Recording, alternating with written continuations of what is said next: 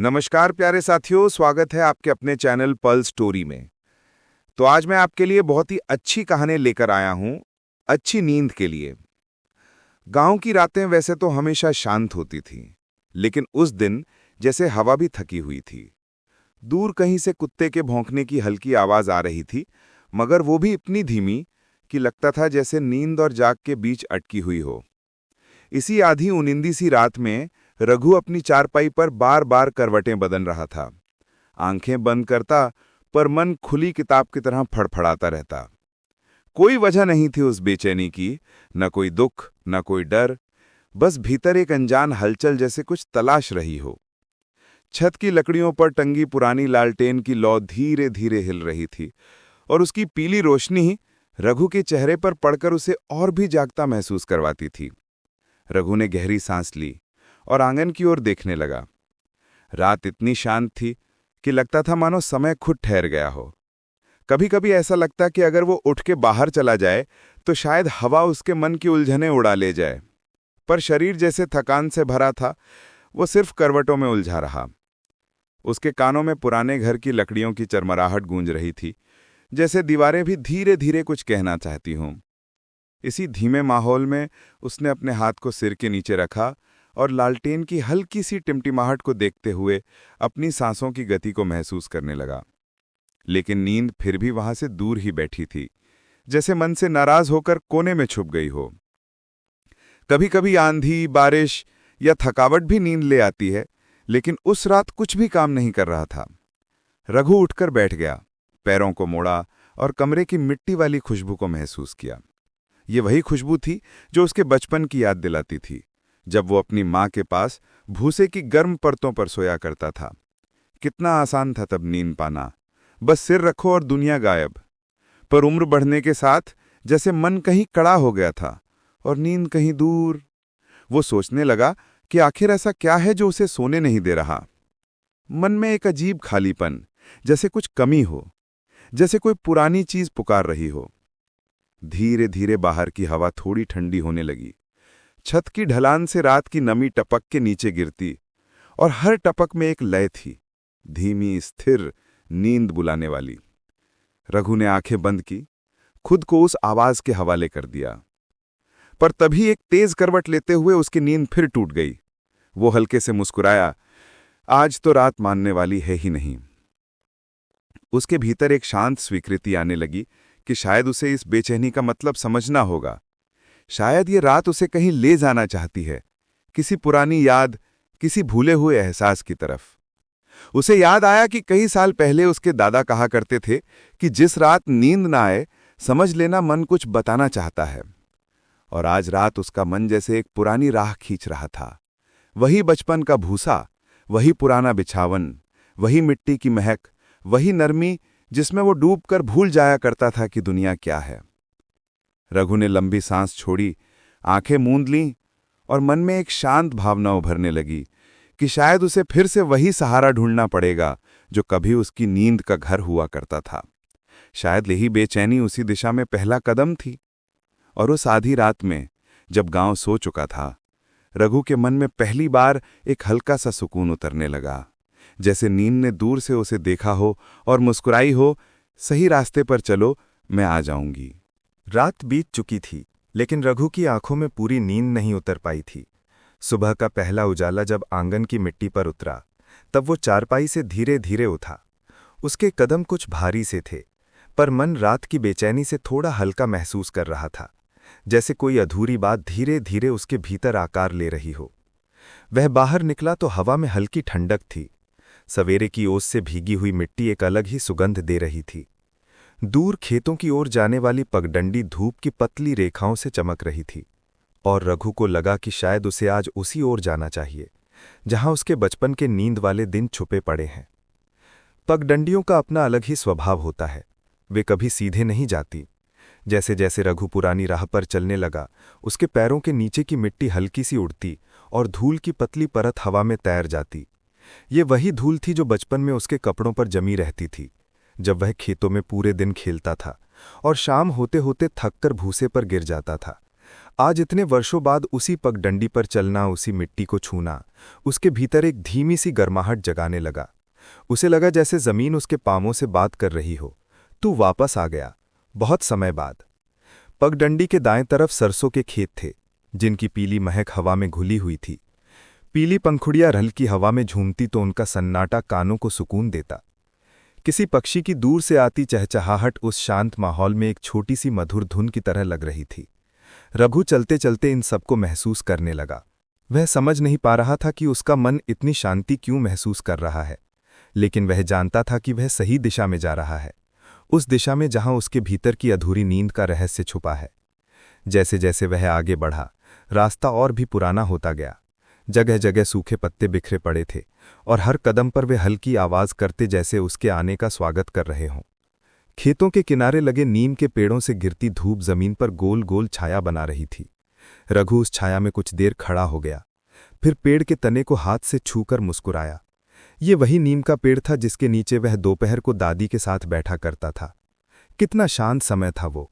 दादी मिट्टी की सौंधी खुशबू और भूसे की नरमी के बारे में किस्से सुनाती थीं, और रघु उनींदा होकर उनकी गोद में लेट जाता था। उसे लगता था कि नींद भी उनकी कहानी सुनकर आती है।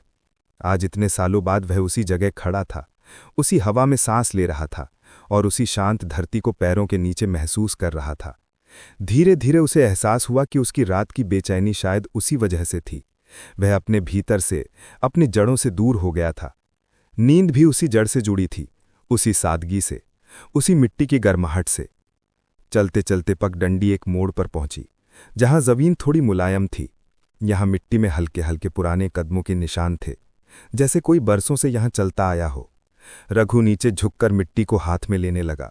मिट्टी के दाने गर्म भी थे और ठंडे भी, जैसे उनमें दिन और रात दोनों का संतुलन छिपा हो। उसने मिट्टी को नाक के पास ले जाकर सूंघा। वही बचपन की महक, वही भूसे के घर की याद, वही अनकही गर्माहट। एक पल के लिए उसकी बंद पलकों के पीछे वह पुराने दिनों में पहुंच गया, जब उसके दादा भूसे का विशाल ढेर लगाते थे और उसके बीच में एक छोटा सा आराम का कोना बनाते थे जिसमें रघु आधी दोपहर सोता था। पगडंडी अब खेतों के बीच पूरी तरह ढल चुकी थी। हवा और भी शांत हो गई थी। रघु को महसूस हुआ कि वह धीरे धीरे अपने भीतर लौट रहा है, जैसे किसी पुराने दरवाजे का ताला खुल रहा हो। मन की धड़कनें भी सामान्य होने लगीं और सांसें लंबी होती चली गईं। इस शांत सफर में उसके कदम खुद ब खुद धीमे हो गए, जैसे हर कदम उसे नींद के किसी पुराने दरवाजे की तरफ ले जा रहा हो। उसने एक लंबी गहरी सांस ली और महसूस किया कि उसकी रात की बेचैनी अब पिघल रही है। पगडंडी उसे वहां ले जा रही थी जहां उसकी नींद का असली सहारा था, वही पुराना भूसे का घर जो उसके बचपन की तरह नरम, गर्म और शांति से भरा था। और चलते हुए उसे एहसास हुआ, नींद कभी खोती नहीं, बस थोड़ी दूर चली जाती है, और कभी कभी उसे वापस लाने के लिए पुराने रास्तों पर लौटना पड़ता है। पगडंडी धीरे धीरे उससे उस पुरानी जगह के करीब ले आई, जहां बचपन के दिनों में भूसे का बड़ा सा घर बना रहता था। खेतों के बीच जाता हुआ ये रास्ता पहले जितना साफ नहीं था, लेकिन रघु के लिए ये धूल और टूटे फूटे निशान किसी याद की तरह कीमती थे। जैसे हर कदम पर उसके भीतर की थकान पिघल रही थी। हवा अब और भी मुलायम लगने लगी थी, मानो वो रघु के चेहरे को हल्के से सहला रही हो, जैसे कह रही हो कि वो सही जगह पहुंच रहा है। वो वही जगह है जहां उसका मन कई सालों से वापस आने का इंतजार कर रहा था। आगे बढ़ते हुए उसे खेत के कोने में एक ढही हुई पुरानी झोंपड़ी दिखाई दी। समय ने उसकी दीवारें कमजोर कर दी थीं। छप्पर बिखर चुका था, लेकिन जैसे ही रघु करीब पहुंचा उसे लगा कि ये जगह अभी भी उसे पहचानती है। छप्पर के नीचे पड़े सूखे भूसे की कुछ परतें हवा में सरसरा रही थीं, इतनी धीमी कि जैसे पुराने दिन धीरे धीरे उसके कान में कोई कहानी फुसफुसा रहे हों। ये आवाज कुछ अलग ही थी, बेहद शांत, बेहद नरम। वो पास खड़ा होकर उस सरसराहट को सुनने लगा। ये वही भूसा था जिसने कभी उसके थके शरीर को अपनी गर्माहट से घेरा था। रघु झुककर भूसे तक पहुंचा। उसने हथेली में थोड़ा सा भूसा लिया, सूखा, हल्का, लेकिन छूते ही एक अनजान सी गर्माहट हाथों में दौड़ गई, जैसे उस भूसे ने उसे पहचाना हो। वर्षों बाद जब उसने इस नर्म परत को महसूस किया तो उसके मन में ऐसा सुकून उमड़ा जिसे वो शब्दों में बांध नहीं पा रहा था। भूसा हाथ में हल्की चुभन देता, पर वही चुभन किसी पुराने दोस्त की तरह प्यारी लग रही थी। ये वही एहसास था जो कभी उसे तुरंत नींद की ओर ले जाता था। उसी भूसे की नरमी ने कभी उसे दुनिया की हर चिंता से दूर कर दिया था। उसने हाथों में भूसा रगड़ा तो उसकी हल्की सी महक हवा में फैल गई। ये महक अजीब तरह से जानी पहचानी थी। मिट्टी, धूप और बचपन की झपकती दोपहरों का मिश्रण। रघु ने आंखें बंद की और गहरी सांस ली। एक पल के लिए उसे लगा कि वो फिर से उसी पुराने समय में लौट आया है, जब भूसे के ढेर में घुसकर उसकी आंखें खुद ब खुद बंद हो जाती थीं। उस याद ने उसकी बेचैनी की आखिरी परत भी तोड़ दी। धीरे धीरे उसने भूसे पर बैठना शुरू किया। जमीन थोड़ी कठोर थी, लेकिन भूसे की परतें उसके भार को संभालती जा रही थीं, जैसे वो उसे कह रही हों, आ, फिर से थोड़ी देर ठहर जा, वैसे ही जैसे तब ठहरते थे। रघु बैठ गया, फिर धीरे धीरे पीछे टिककर लेट गया। भूसा उसके शरीर के नीचे फैलने लगा और उसके कानों के पास हल्की सरसराहट होने लगी, मानो कोई धीमी लोरी गा रहा हो।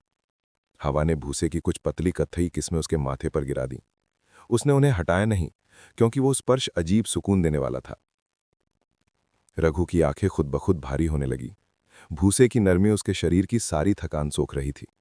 उसे ऐसा लगा कि वो कोई बोझ उठाए घूम रहा था, जो अब धीरे धीरे गिर रहा है, जैसे मन का कोई ताला खुल रहा है।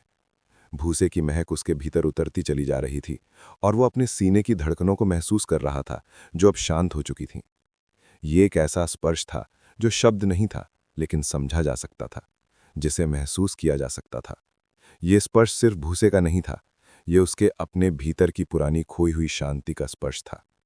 उसे लगा जैसे हवा उसके कानों में कह रही हो, इतने साल बाद भी नींद तुम्हें यहीं मिलेगी। रघु ने आंखें खोलकर आसमान की तरफ देखा। ऊपर हल्के बादल तैर रहे थे, बिल्कुल वैसे ही जैसे बरसों पहले तैरते थे। उसे लगा कि यह आकाश, ये हवा, ये मिट्टी, ये भूसा, सब किसी न किसी रूप में उसका इंतजार कर रहे थे। जैसे वो बहुत दूर चला गया था, पर अब वापस आने का समय था। भूसे की सरसराहट, हवा की ठंडक और पुराने खेत की खामोशी मिलकर एक धीमी सी लूरी बन गई थी। रघु लेटा रहा, शांत और हल्का, जैसे किसी अदृश्य हाथ ने उसके माथे पर स्पर्श रखा हो। उसने महसूस किया कि अब नींद ज्यादा दूर नहीं है। वो धीरे धीरे उसकी ओर बढ़ रही है, कदम कदम उतनी ही नरमी से जितना भूसे का ये स्पर्श। और उसी धीमी शांति में उसे एहसास हुआ, कभी कभी नींद किसी बिस्तर पर नहीं, बल्कि किसी पुराने एहसास में छुपी होती है। रघु भूसे पर कुछ देर लेटा रहा, लेकिन उसके मन में एक हल्की सी खिंचाव थी, जैसे कोई उसे पुकार रहा हो। वह धीरे से उठकर बैठ गया और सामने पड़ी पुरानी झोंपड़ी को देखने लगा। ये वही झोंपड़ी थी जिसके बाहर उसे बचपन में दादा अक्सर बैठाकर कहानियां सुनाते थे। कभी इस झोंपड़ी की दीवारें मिट्टी की मोटी परत से चमकती थीं, छप्पर के अंदर सूखा भूसा भरा रहता था और दरवाजे पर बंधा बांस हवा में धीरे धीरे हिलता था। लेकिन अब दीवारें जगह जगह टूट चुकी थीं, छप्पर की पत्तियां बिखरकर जमीन में घुल गई थीं और बांस का दरवाजा आधा गिरा हुआ था। फिर भी इसमें कुछ था, कुछ ऐसा जो बिना आवाज के बुलाता था। रघु धीरे धीरे झोंपड़ी की ओर बढ़ने लगा। हर कदम के साथ उसे लगता कि हवा कुछ फुसफुसा रही है, जैसे अतीत की कोई हल्की पुकार हो। झोंपड़ी के पास पहुंचते ही उसने देखा कि धूप की किरणें टूटी छत से अंदर गिर रही थीं और जमीन पर सुनहरी लकीरें बना रही थीं। ये दृश्य किसी पुराने, भूले हुए सपने जैसा लगता था, धीमा, नर्म और बिल्कुल शांत। उसने दरवाजे पर हाथ रखा तो मिट्टी के छोटे छोटे कण उसकी उंगलियों पर चिपक गए। ये वही कण थे जो कभी उसके कपड़ों में घुल जाते थे जब वह खेलकर यहाँ आता था। अंदर कदम रखते ही झोंपड़ी की ठंडी हवा उसके चेहरे से टकराई। ये हवा बहुत पुरानी थी, जैसे उसमें कई बंद यादें घुली हुई हों। दीवारों पर हल्की दरारें थीं, लेकिन हर दरार मानो कोई कहानी कहने के लिए तैयार खड़ी थी। झोंपड़ी पूरी तरह खाली थी, बस एक कोने में भूसे की बहुत हल्की परत बची थी, जैसे किसी ने उसे छिपा कर रखा हो ताकि समय उसे पूरी तरह मिटा न सके। रघु उस भूसे के पास गया। ये परत इतनी कम थी कि अगर वो अनजान होता तो शायद उसे देख भी न पाता, लेकिन उसकी नज़रें इसे पहचान गईं। वही पुराना रंग, वही हल्की चमक, वही नर्म बिखराव। जैसे ही उसने पास बैठकर दीवार को छूने के लिए हाथ बढ़ाया, मिट्टी के कुछ कण टूटकर नीचे गिर पड़े। गिरने की वह धीमी आवाज़ झोंपड़ी में गूंज उठी, पर किसी शोर की तरह नहीं, बल्कि जैसे झोंपड़ी भी लंबे समय बाद किसी को अपना हाल बता रही हो। रघु ने महसूस किया कि इस टूटी जगह में भी एक अजीब सी गर्माहट है, जैसे ये अभी भी जीवित हो, अभी भी किसी का इंतजार कर रही हो। वह दीवार से टिक कर बैठ गया, झोंपड़ी की ठंडी छाया उसे धीरे धीरे अपनी गोद में ले रही थी। बाहर हवा भूसे को हल्का सा उड़ाकर दरवाजे तक खदेड़ रही थी, और यह हल्की सरसराहट झोंपड़ी के अंदर एक धीमी संगीत की तरह गूंजी, जैसे कोई पुरानी भूली हुई लोरी पिघलकर हवा में घुल गई हो। रघु ने आंखें थोड़ी देर के लिए बंद कर लीं। उसके भीतर एक शांति उतरने लगी, वही शांति जो वर्षों पहले उसे यहाँ मिलती थी, जब दादा कहानी सुनाते सुनाते कहते, जब मन थक जाए तो दीवारों में भी सुकून मिल जाता है। उसने दीवार पर सिर टिकाया और लंबी सांस खींचकर भीतर उतरती हवा को महसूस किया। ये हवा किसी और जगह की हवा नहीं थी, ये उसी झोंपड़ी की हवा थी जो सालों से बिना बोले रघु का इंतजार कर रही थी। जैसे वह कहना चाहती हो, तू वापस क्यों नहीं आया?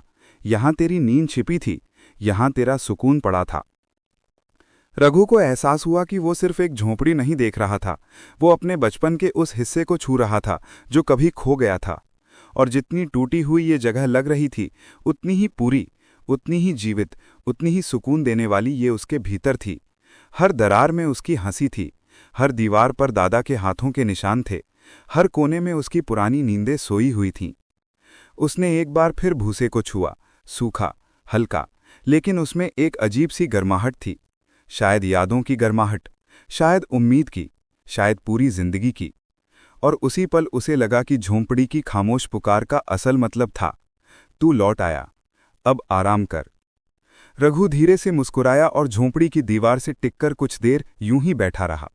हवा का स्पर्श, मिट्टी की खुशबू, भूसे की सरसराहट और टूटे छप्पर से आती धूप सब मिलकर उसे उसी गहरी शांति की ओर ले जाने लगे जिसे वो सालों से भूल चुका था। और इस खामोश पुकार के बीच उसे पहली बार महसूस हुआ कि नींद सच में करीब आ रही है। झोपड़ी की दीवार से टिके हुए रघु कुछ देर आंखें बंद रखे रहा। बाहर का सूरज अब थोड़ा ऊपर आ चुका था, लेकिन उसकी गर्मी अभी इतनी कोमल थी कि भीतर उठती हवा उसे हल्की सी थपकी की तरह चेहरे पर टकरा रही थी। झोपड़ी की टूटी खिड़की से आती हवा मिट्टी और भूसे की महक लेकर भीतर घुसती और चारों ओर किसी अदृश्य लोरी की तरह फैल जाती। उस हवा में एक अजीब सी मिठास थी, न बहुत तेज न बहुत हल्की, बस उतनी कि मन की सख्त परतें नरम होने लगें। रघु ने धीरे से गर्दन उठाई, फिर झोपड़ी के दरवाजे की तरफ देखा। हवा जैसे किसी अदृश्य हाथ की तरह अंदर बाहर आ जा रही थी, और हर बार जब वो भूसे को छूती, भूसे की हल्की सरसराहट उसके कानों में गूंजती। ये सरसराहट वही थी जो बचपन में उसे सबसे प्यारी लगती थी, शांत, नरम, धीरे धीरे फैलती हुई। ऐसा लगता था जैसे भूसा खुद कोई पुरानी कविता सुनाता हो, जिसमें दुनिया के हर शोर को मिटाने का जादू छिपा हो। झोपड़ी के भीतर इतना सन्नाटा था कि हर छोटे से छोटे स्पर्श की आवाज भी बड़ी लगती। हवा जब दीवार की दरारों से टकराती तो एक नन्ही सी सीटी बजती। जब वो छप्पर की टूट चुकी पत्तियों को हिलाती तो ऊपर से हल्की बूंदों जैसे धूल के कण झरने लगते। और जब वो भूसे के ढेर तक पहुंचती तो उसके स्पर्श से भूसा एकदम धीमे धीमे फिसलता, जैसे कोई बच्चा आधी नींद में करवट बदल रहा हो। रघु उस फिसलते भूसे को देखता रहा। हर कण किसी याद की तरह लगता, धीमा, पुराना, मगर आज भी जिंदा। उसने हाथ बढ़ाकर कुछ भूसा अपनी हथेली पर लिया। हवा आई और उन पतले तिनकों को हल्के से हिलाकर भाग गई। ये दृश्य इतना शांत था कि रघु के भीतर एक लहर उठी, एक ऐसी लहर जिसमें थकान डूबने लगे और हल्कापन तैरने लगे। उसने अपनी हथेली को नाक के पास किया और गहरी सांस ली। भूसे की महक अब पहले से भी ज्यादा गहरी लग रही थी। मिट्टी की वो सुगंध जिसे वो सालों से भूल गया था, आज फिर से उसकी सांसों में बस रही थी। ऐसा लगता था जैसे ये महक उसके भीतर के खालीपन को भरने आई हो, धीरे धीरे, बिना शोर किए। हवा फिर से चली, इस बार थोड़ी लंबी। भूसे का ढेर हल्के हल्के ऊपर उठा और फिर बैठ गया। इस उठने गिरने में एक अजीब सी रिदम थी, एक ऐसी लय जो बिना संगीत के भी संगीत जैसी लगे। रघु को ऐसा लगा जैसे हवा और भूसे के बीच कोई पुराना रिश्ता हो और वो रिश्ता उसके सामने दोबारा जन्म ले रहा हो। झोपड़ी अब सिर्फ झोपड़ी नहीं लग रही थी, वो एक शांत कमरा थी जिसमें हवा और भूसा मिलकर किसी खोई हुई याद को जगा रहे थे। वो हवा जो भूसे की सरसराहट को अपनी बाहों में समेटकर झोपड़ी में फैला रही थी, रघु को धीरे धीरे उस गहरी नींद की ओर ढकेल रही थी जिसे वो इतने दिनों से तरस रहा था।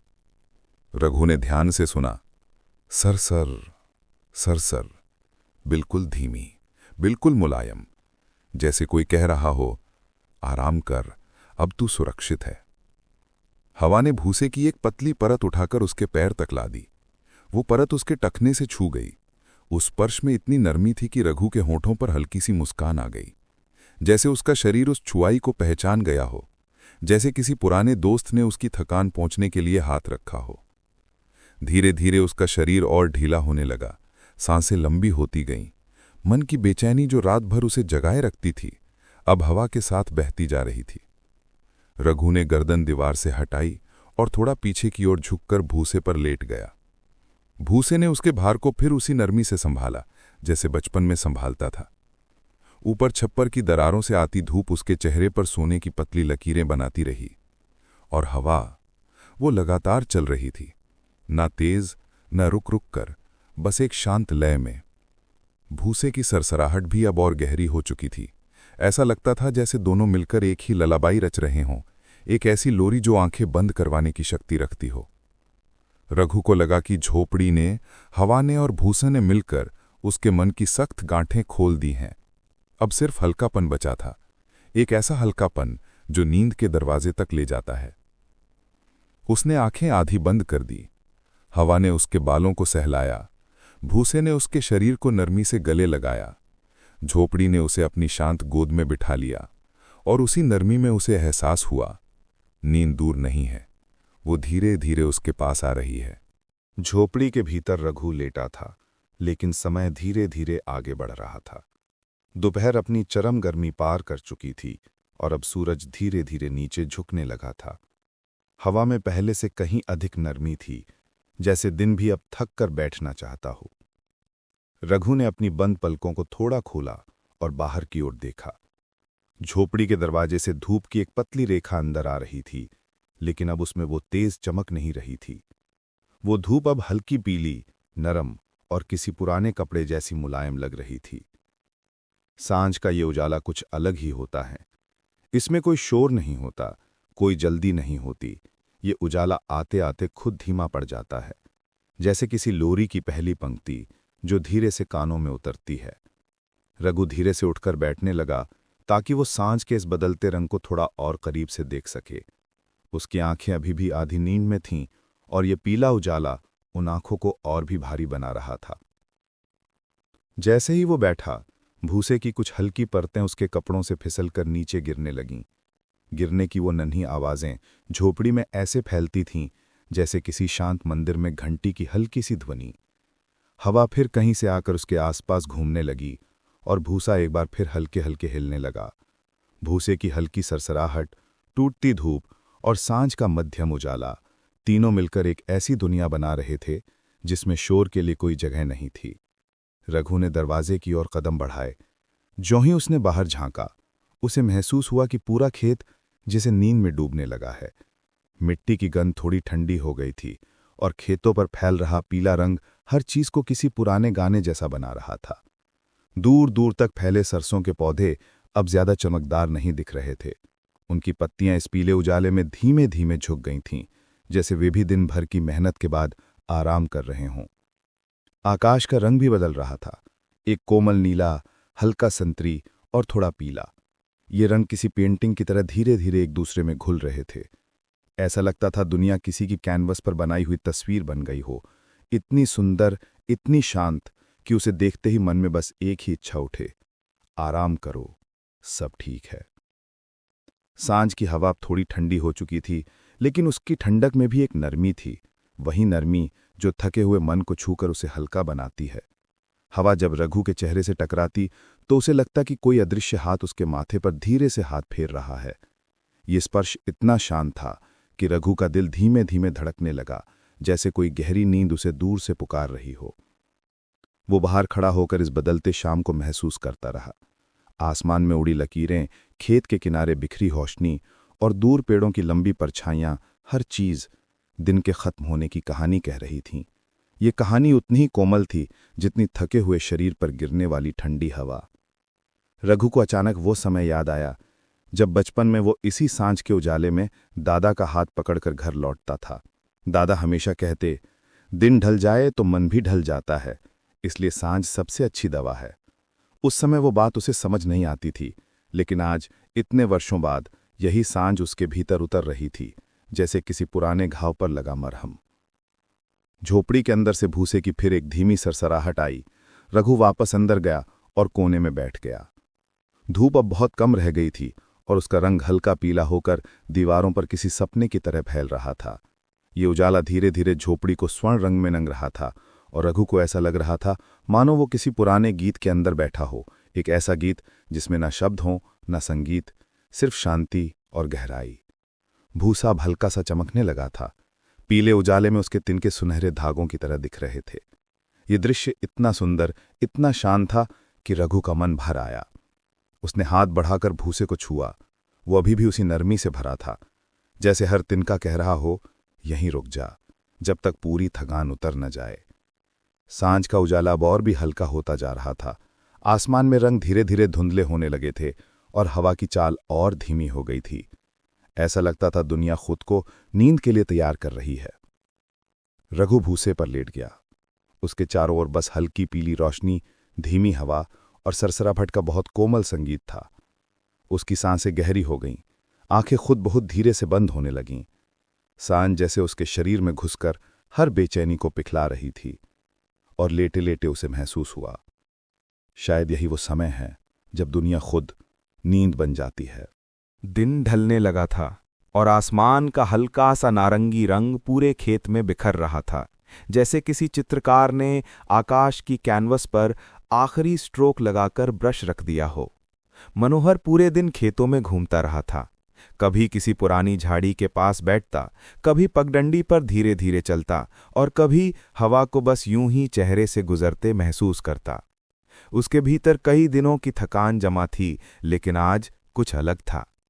आज उस थकान में एक अजीब सा सुकून मिला हुआ था, जैसे मन कह रहा हो, अब बस थोड़ी देर ठहर जा, आज आराम मिल ही जाएगा। जब वह भूसे की झोपड़ी के पास पहुंचा, हवा और भी धीमी हो गई थी। भूसे की महक, जिसमें मिट्टी का हल्का सा सुगंध मिला हुआ था, मनोहर के दिल में उतरती चली गई। ये महक न तो कोई इत्र थी, न कोई खास सुगंध, साधारण सी, घर जैसी, बचपन जैसी। यही इसकी खूबसूरती थी। यही शायद वो चीज थी जो उसकी बेचैन रातों को धीरे धीरे चुप कराने आई थी। जैसे ही उसने झोपड़ी के भीतर कदम रखा, उसके पैर खुद ब खुद धीमे पड़ गए। कमरे में हल्की सी सुनहरी रोशनी दीवारों से टकराकर वापस आ रही थी। उसके जूतों के नीचे भूसा धीरे से सरका और उसकी आवाज ऐसी थी जैसे कोई नन्हा बच्चा बिस्तर में करवट बदल रहा हो। उस आवाज में भी एक शांति थी। मनोहर ने अपने पुराने चप्पल उतारे और चारपाली पर बिछे भूसे वाले बिछावन को देखा। उसके ऊपर एक पतली सफेद चादर थी, जिसे उसने सुबह ही झाड़ कर रखा था। ये चादर न तो बिल्कुल नई थी और न ही फटी हुई, बस साधारण, बिल्कुल मनोहर की तरह। उसने हाथ से बिछावन को छुआ, नर्म, हल्का और गर्माहट से भरा हुआ। ऐसा लगा जैसे किसी ने चुपचाप उसके लिए एक गहरा, सुकून भरा स्पर्श रख दिया हो। वो धीरे धीरे बिछावन पर लेट गया। जैसे ही उसकी पीठ भूसे की नरमी से मिली, उसे लगा कि शरीर का एक एक बोझ पिघलता जा रहा है। कई दिनों से उसके कंधों पर जो थकान चिपकी हुई थी, वो धीरे धीरे ढलकने लगी। उसकी सांसें गहरी होने लगीं और पहली बार बहुत लंबे समय बाद उसे लगा कि वो अपने शरीर में वापस लौट आया है, शांत, हल्का और बिल्कुल सुरक्षित। तभी एक हल्की हवा झोपड़ी के तिरछे दरवाजे से अंदर आई। भूसा धीरे धीरे हिला और उसकी हल्की सरसराहट पूरे कमरे में गूंजने लगी। ये आवाज इतनी कोमल थी कि मनोहर को लगा जैसे कोई पुरानी दादी उसके सिर के पास बैठकर धीमे से लोरी गा रही हो। अपने आप उसकी आंखें धीरे धीरे बंद होने लगीं। भीतर का शोर, जो इतने दिनों से उसे सोने नहीं दे रहा था, वो भी मानो इस नर्म आवाज के आगे झुकने लगा। उसने करवट बदली और भूसे का बिछावन उसके शरीर के अनुसार ढलता गया। इसमें न स्प्रिंग्स थे, न कोई आधुनिक सुविधा, बस एक गहराई थी जैसी प्रकृति अपने आप इंसान को देती है। मनोहर ने महसूस किया कि थकान केवल शरीर की नहीं होती, कभी कभी मन थक जाता है और फिर दुनिया का हर आराम फीका लगने लगता है। लेकिन आज पहली बार भूसे के इस सरल से बिछावन ने उसके मन को भी आराम दिया। कुछ ही देर में उसकी सांसों की गति धीमी होने लगी। भीतर के विचार भी अब धीरे धीरे फिसलते जा रहे थे। आंखें बंद करते हुए वो सोच रहा था कि शायद उसी तरह जैसे भूसा खेत को सहारा देता है, उसी तरह ये उसका भी सहारा बन गया है। आज की रात को वो बस आने देना चाहता था, बिना किसी शोर के, बिना किसी डर के और बिना किसी चिंता के। उसकी उंगलियां भूसे की चादर को हल्के से छू रही थीं और उसका दिल धीरे धीरे उस लय में ढल रहा था जो केवल गहरी नींद आने से पहले महसूस होती है। बाहर कहीं कोई चिड़िया धीमी सी आवाज में कुछ बोल गई, लेकिन वो आवाज भी उसे परेशान करने के बजाय और शांत कर गई, जैसे दुनिया कह रही हो, अब सो जा, बहुत थक गया है तू। और मनोहर ने अपने मन के भीतर एक धीमी सी मुस्कान महसूस की। झोपड़ी की गर्माहट और भूसे की नरमी ने उसे दिल से पकड़ लिया था। आज की रात शायद उसकी सबसे प्यारी रात बनने वाली थी। रात धीरे धीरे और गहरी होती जा रही थी, लेकिन उस गहराई में कोई भय नहीं था। जैसे किसी ने हवा में एक नर्म सी शांति घुल दी हो, जो बिना आवाज किए झोंपड़ी के कोनों को छूती हुई सब कुछ शांत करती जा रही थी। मनोहर बिछावन पर लेटा हुआ था, लेकिन पहली बार उसके भीतर वो बेचैनी नहीं थी जो पिछले कई महीनों से उसे हर रात जगा देती थी। उसके सीने पर जो अदृश्य बोझ रोज चढ़ जाता था, आज वो कहीं दिखाई ही नहीं दे रहा था। ऐसा लगता था जैसे रात ने धीरे से उसका हाथ पकड़कर कहा हो, चल आज सुकून लेते हैं। उसने एक लंबी, बहुत लंबी सांस ली, इतनी गहरी कि उस सांस के साथ जैसे पूरा दिन उसके भीतर से निकल गया। भूसे की हल्की सी खुशबू उसके फेफड़ों में उतरती चली गई। ये वही महक थी जिसे वो बचपन में महसूस करता था जब वो अपने पिता के साथ खेतों में जाता था और धूप में सूखते भूसे पर लेटते हुए आकाश को निहारता था। तब भी दुनिया सरल थी, मन हल्का था और नींद बिना बुलाए चली आती थी। आज इतने साल बाद वही भावना फिर से लौटी थी, धीरे, कोमलता से, बिल्कुल बिना आवाज के। उसकी बड़ी बड़ी सांसें अब एक लय में बह रही थीं। पहले उसने महसूस किया कि उसके कंधे ढीले पड़ रहे हैं, फिर उसके हाथ, फिर पैर। ऐसा लग रहा था जैसे बिछावन उसे धीरे धीरे अपनी ओर खींच रहा हो। नहीं, खींच नहीं रहा था, उसे थाम रहा था, धरती की तरह, माँ की गोद की तरह। भूसे की महक में मिट्टी की गर्माहट थी, जैसे जीवन कह रहा हो, थोड़ा रुक जा, तू अकेला नहीं है। झोपड़ी के ऊपर से गुजरती हवा ने धीरे से छप्पर को हिलाया। उससे आती आवाज इतनी धीमी थी कि वो कोई लोरी लग रही थी, एक ऐसी लोरी जिसे शब्दों की जरूरत नहीं होती। केवल यही सरसराहट मनोहर के दिल तक पहुंची और उसने महसूस किया कि उसकी सांसें और भी शांत होती जा रही हैं। उसके भीतर अब कोई तकरार नहीं थी, कोई भागदौड़ नहीं, कोई शोर नहीं, बस दशकों बाद आया हुआ एक बहुमूल्य सुकून। उसका चेहरा पहली बार आराम से ढीला पड़ा। माथे की नसें जो कई दिनों से तनी रहती थीं, आज ढल गई थीं। उसने अपने हाथ सीने पर रखे और एक बार फिर लंबी सांस ली। इस बार वो सांस भीतर जाते ही जैसे पूरे मन को साफ करती चली गई। ये सांस किसी दवाई की तरह, किसी मरहम की तरह जो भीतर की टूटन को धीरे धीरे जोड़ने लगी। उसका मन जैसे एक शांत नदी बन गया था। विचार आते तो थे, पर चलते रहते थे। कोई भी विचार रुककर उसे परेशान नहीं कर रहा था। वो महसूस कर रहा था कि शरीर भारी नहीं हो रहा, बल्कि हल्का हो रहा है, जैसे महीनों का बोझ पिघलकर रात में घुल रहा हो।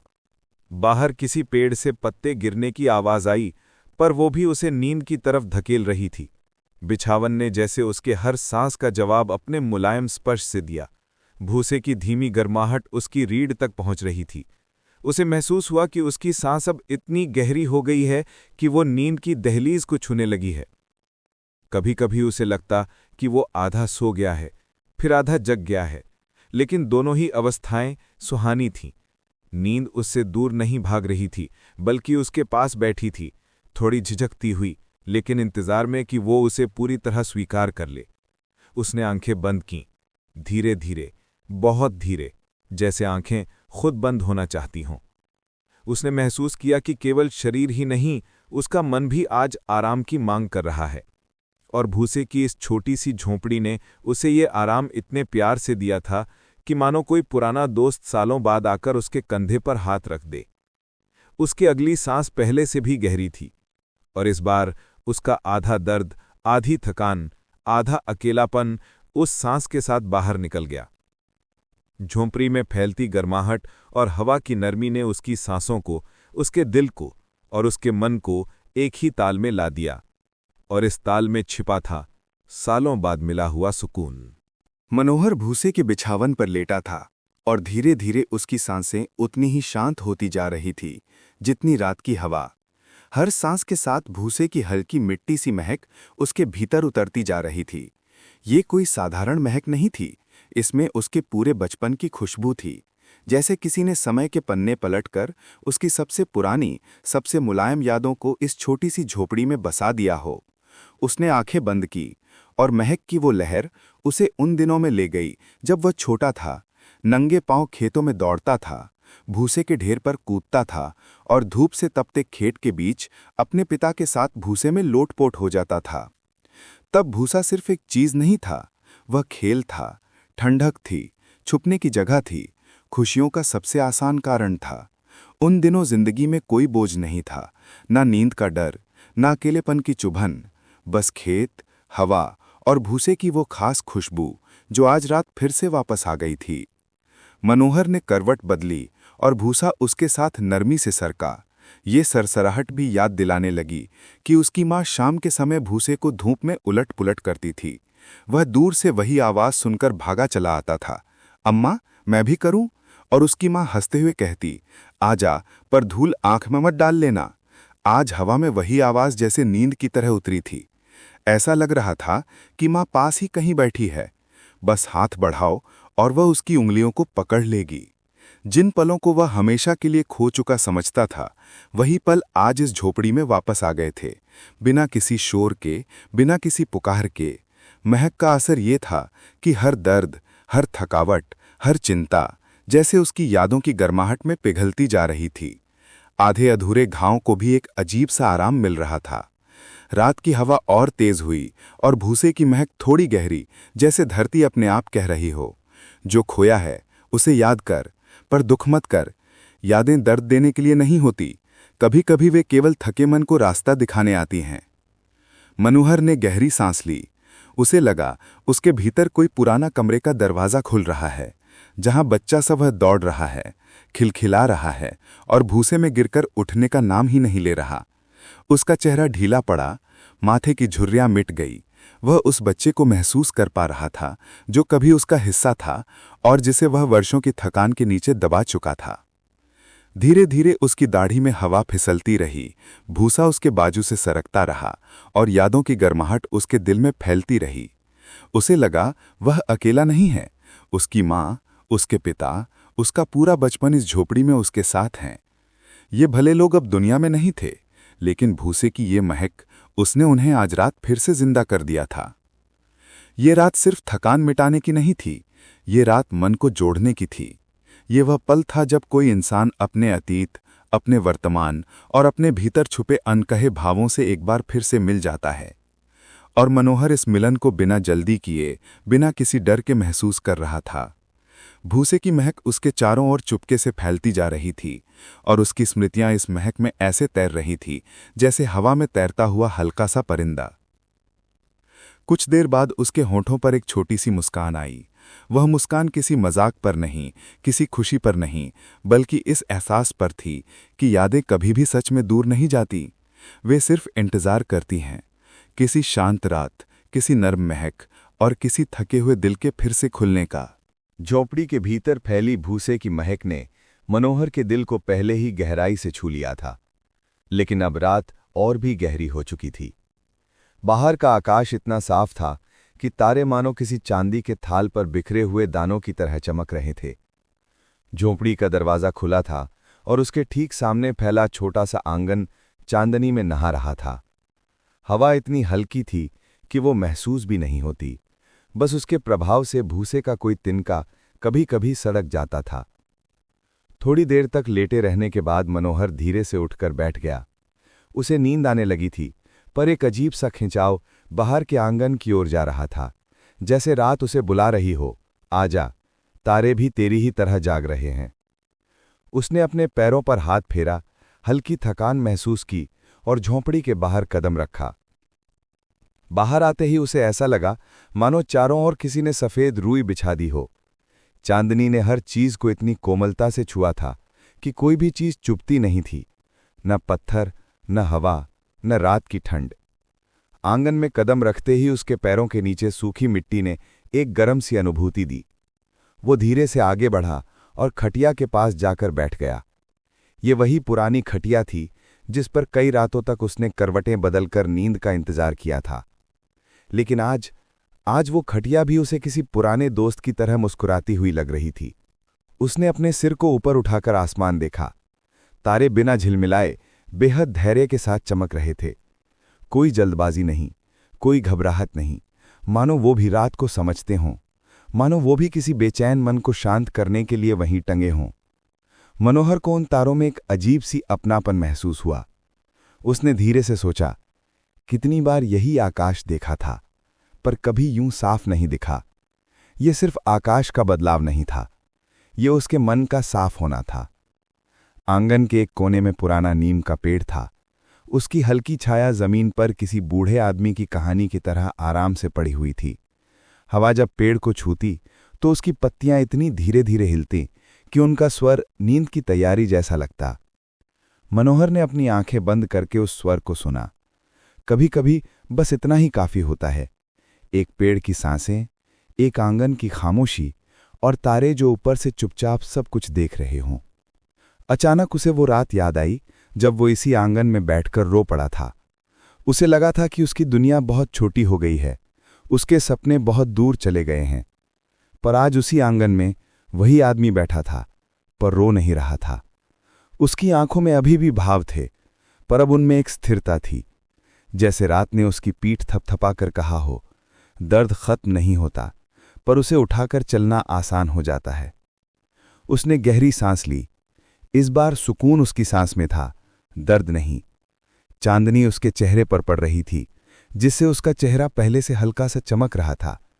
उसे लगा कि रात उसके पास बैठकर उसके बालों को धीरे से सहला रही है। कभी कभी इंसान को बस यही चाहिए, कोई जिसके हाथ में शब्द न हो, बस स्पर्श हो।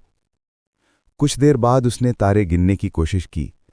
पहला तारा जैसे उसके पिता की मुस्कान, दूसरा उसकी मां का माथा, तीसरा बचपन की कोई शरारत, चौथा एक भूली हुई इच्छा और पांचवां बस सुकून। उसने गिनते गिनते अपनी पलकों को भारी महसूस किया। ये वो भारीपन नहीं था जो नींद को रोकता है, ये था वो कोमल भारीपन जो नींद की दहलीज पर ले जाकर धीरे से छोड़ देता है। उसने आंगन की मिट्टी को छुआ, ठंडी, शांत, लेकिन बिल्कुल जीवन से भरी। उसे महसूस हुआ ये आंगन, ये रात, ये तारे, ये सब उसके दुश्मन नहीं, उसके साथी थे।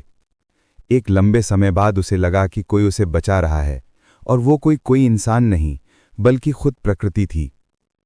कुछ देर बाद वो धीरे से उठा, झोंपड़ी में लौटा और भूसे के बिछावन पर लेट गया। पर इस बार वो केवल लेटा नहीं, बल्कि रात को अपने भीतर महसूस करता हुआ लेटा था। उसकी सांसें अब स्थिर थीं, उसका मन शांत था और तारे बाहर उसकी नींद की रखवाली कर रहे थे। उसने आंखें बंद की और शांत आंगन की वो रात उसकी पलकों पर एक हल्की सी रोशनी बनकर ठहर गई। मनोहर फिर से झोपड़ी के भीतर लौट आया।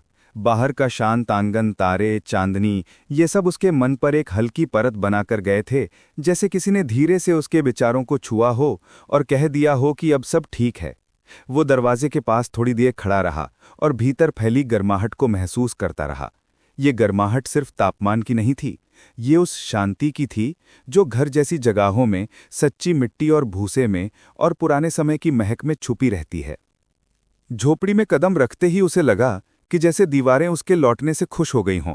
दीवारों के कोनों पर चांदनी का हल्का सा अक्स गिर रहा था और भूसे का बिछावन किसी जीवित चीज की तरह इंतजार करता हुआ लग रहा था। मनोहर को पहली बार महसूस हुआ कि ये जगह सिर्फ एक ठिकाना नहीं, बल्कि उसके मन की बिखरी हुई कड़ियों का एक घर होकर जुड़ जाने का स्थान बन गई थी। उसने दरवाजा पूरा बंद नहीं किया, बस थोड़ा सा खुला छोड़ दिया, ताकि बाहर की हवा धीरे धीरे अंदर आती रहे। हवा अंदर आई, भूसे से टकराई और झोपड़ी में एक मधुर सी गर्माहट फैला गई। ये गर्माहट इतनी नर्म थी कि लगता था जैसे हवा ने भूसे को गले लगाया हो और भूसे ने मनोहर को। वो अपने बिछावन पर बैठा, भूसा हल्का सा खिसका और उससे आती सरसराहट ने उसके भीतर तक एक मिठास पहुंचा दी। उसने अपने हाथों को दोनों तरफ फैलाकर बिछावन की गर्मी को महसूस किया। ये गर्मी बिल्कुल वैसी थी जैसे कोई माँ अपने बच्चे को रात में चादर ठीक से ओढ़ा दे, सुरक्षित, नर्म और चुपचाप। झोपड़ी छोटी थी, पर आज उस छोटी सी जगह में एक अजीब सा विस्तार महसूस हो रहा था, मानो दीवारें दूर चली गई हों और भीतर एक बड़ा सा गहरा सुकून फैल गया हो। और उस सुकून का रंग गर्म था, सुनहरा था, भूसे की तरह हल्का सा चमकदार था। धीरे धीरे उसने अपनी पीठ बिछावन पर टिकाई। जैसे ही वो लेटा, भूसा उसकी पीठ के नीचे थोड़ा सा दबा और फिर उसके शरीर के आकार में ढल गया। ये ढलना किसी प्रेम भरे आलिंगन जैसा था। उसने महसूस किया कि उसके शरीर का तापमान और भूसे का गर्माहट एक हो रहे हैं, जैसे दोनों एक दूसरे को समझ रहे हों बिना शब्दों के। झोपड़ी में इतनी शांति थी कि उसे अपनी सांसों की आवाज साफ सुनाई दे रही थी। पहली सांस थोड़ी लंबी, दूसरी और गहरी, तीसरी इतनी शांत कि मनोहर को लगा उसके भीतर की पुरानी बेचैनियां धूल की तरह नीचे गिर रही हैं। धीमे धीमे उसकी आंखें भी भारी होने लगी, पर वो उन्हें अभी बंद नहीं कर रहा था। वो इस पल को महसूस करना चाहता था, इस गर्माहट को, इस मुलायम हवा को, इस रात की अनकही दया को। उसे याद आया, पिछले कुछ महीनों में कितनी रातें ऐसी थी जब वो सोना चाहता था पर नींद उससे दूर भाग जाती थी। पर आज कोई दौड़ नहीं थी। नींद उसके पास ही बैठी थी, शायद उसके सिरहाने, शायद उसके दिल के पास, बस उसके इंतजार में। भूसे के भीतर से उठती हल्की सी सुखद सुगंध मनोहर के चेहरे के पास आई। उसने गहरी सांस ली और इस बार उसके पेट से लेकर दिल तक एक अजीब सी गर्माहट पहुंची।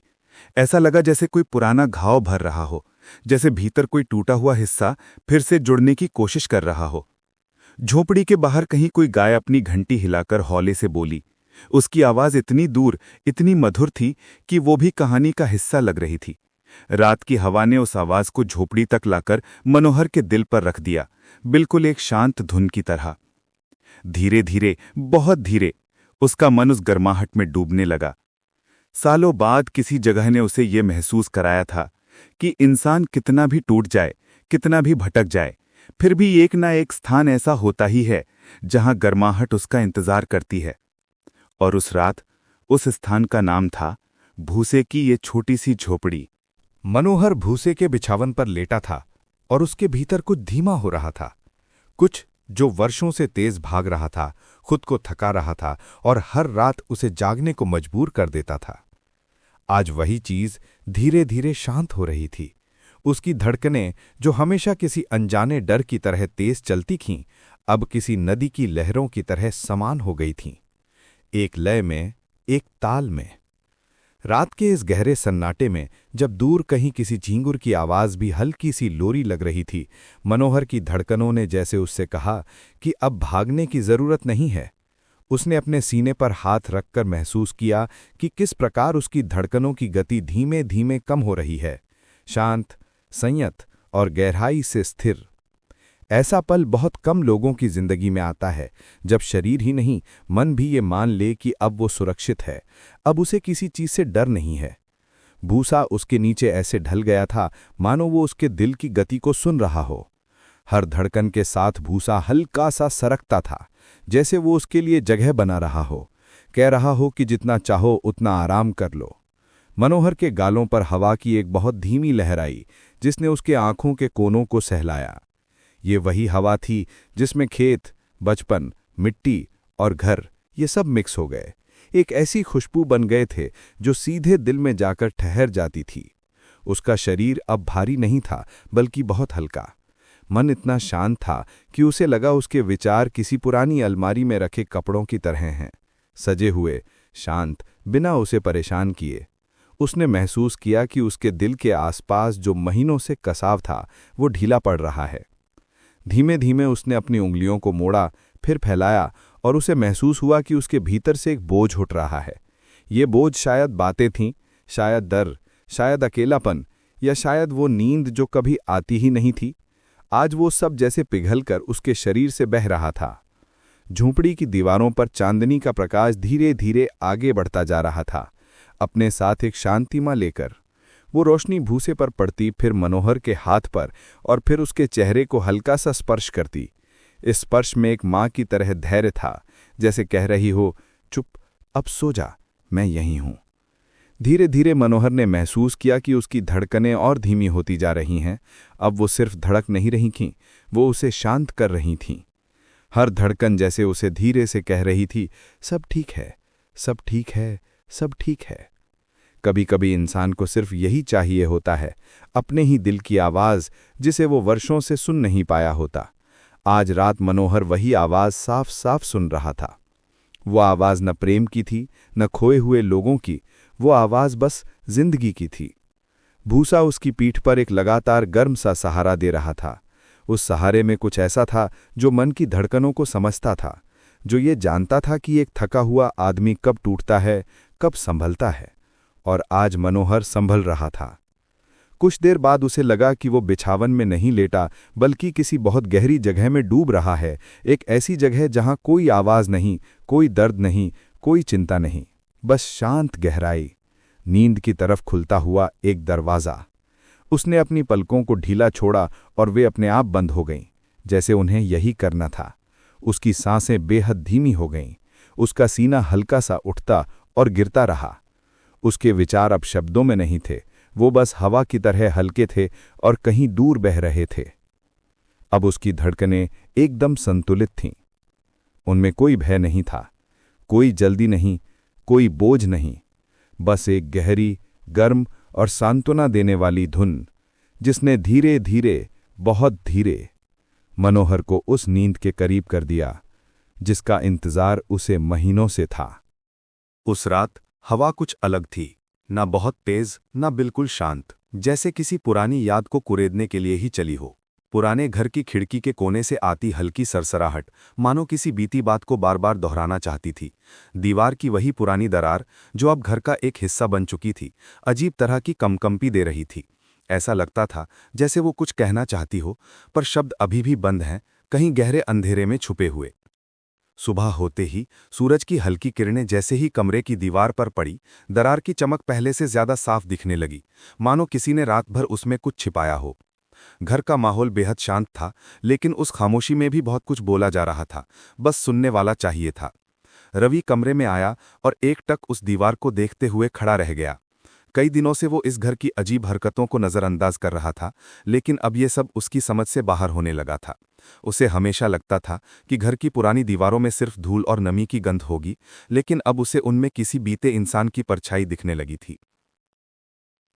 रवि ने धीरे से दीवार पर हाथ रखा और उस स्पर्श में एक अजीब सी ठंडक थी, जैसे किसी ने अभी अभी उसे छुआ हो। उसका दिल हल्का सा कांप गया। ये बात उसने किसी को बताई नहीं, क्योंकि उसे खुद ही यकीन नहीं था कि उसने क्या महसूस किया। दिन बीतता रहा, लेकिन रवि का ध्यान बार बार उसी जगह जाकर रुक जाता। उस दोपहर जब वो घर की सफाई में लगा, तभी उसे दीवार के पास फर्श पर एक छोटी, लगभग मिट चुकी रेखा दिखी। पहले उसने सोचा कि यह बस किसी पुराने कील का निशान होगा, पर जब उसने धीरे से उसे उंगली से छुआ, तो ऐसा लगा जैसे वो रेखा किसी पुराने कागज की ओर इशारा कर रही हो।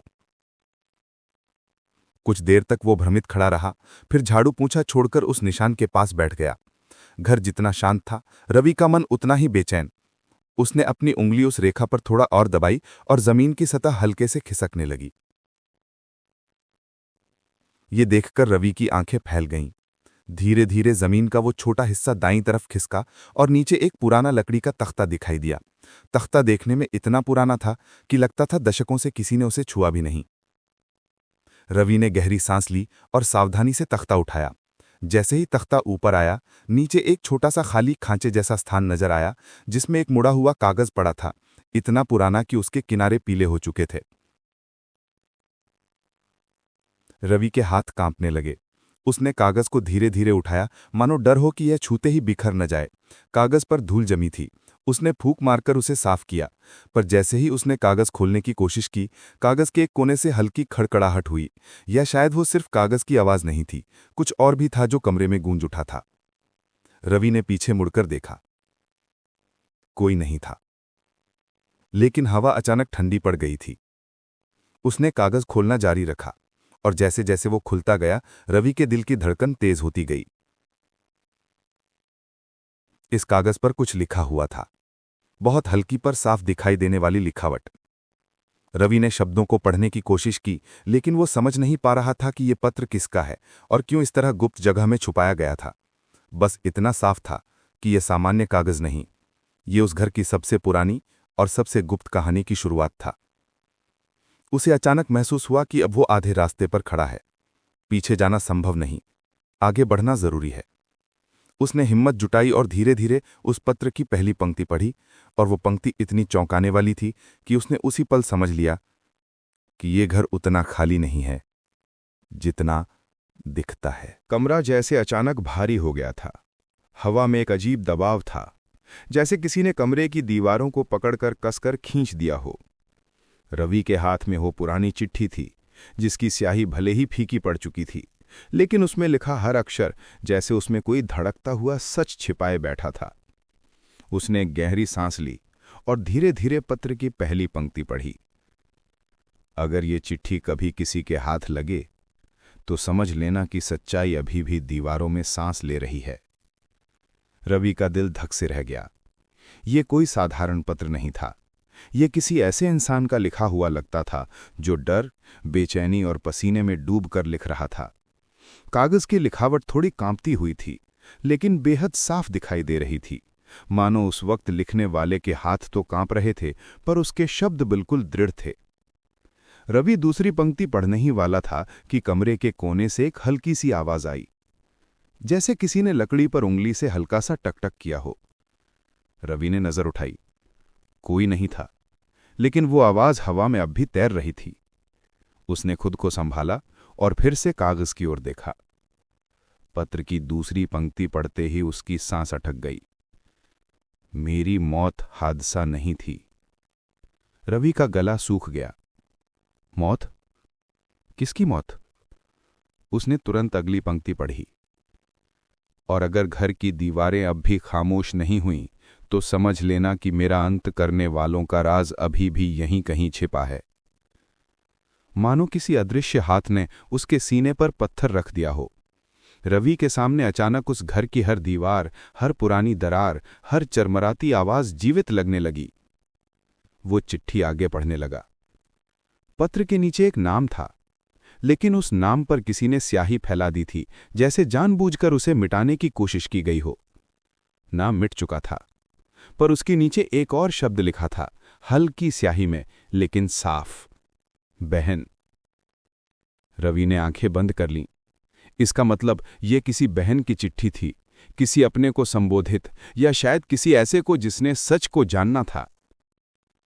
कमरा एक बार फिर कांपा। नहीं, ये उसका भ्रम नहीं था। इस बार दरवाजे के पास रखी पुरानी लकड़ी की अलमारी सच में हिली थी, जैसे किसी ने उसका अंदर से धक्का दिया हो। रवि का गला सूख गया, लेकिन पैरों में अजीब सी जिज्ञासा और डर मिला हुआ साहस आ गया था।